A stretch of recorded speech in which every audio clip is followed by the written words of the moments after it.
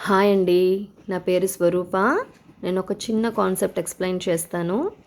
A small change in your thinking will give big change in the result.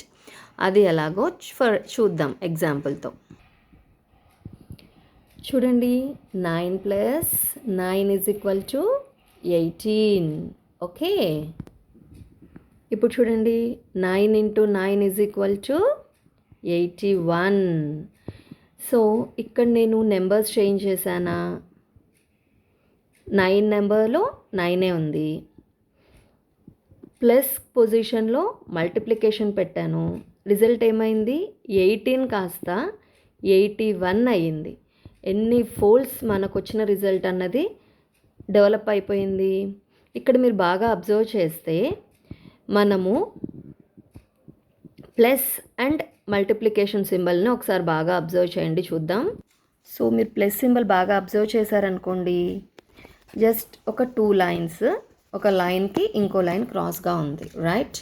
ఇదే plus సింబల్ని మనం direction modify చేస్తే ఏమవుతుంది? Multiplication symbol అవుతుంది. సో జస్ట్ మనం ప్లస్ని, పొజిషన్ ఆఫ్ ద ప్లస్ని మనం ఏం చేసాము?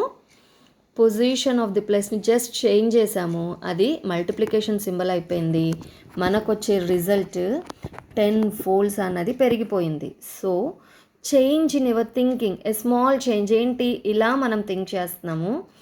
ఇప్పుడు దాన్ని ఇలా థింక్ చేయడం వల్ల ఏమైంది? Just small change in the position of the 2 lines వల్ల ఏమైపోయింది?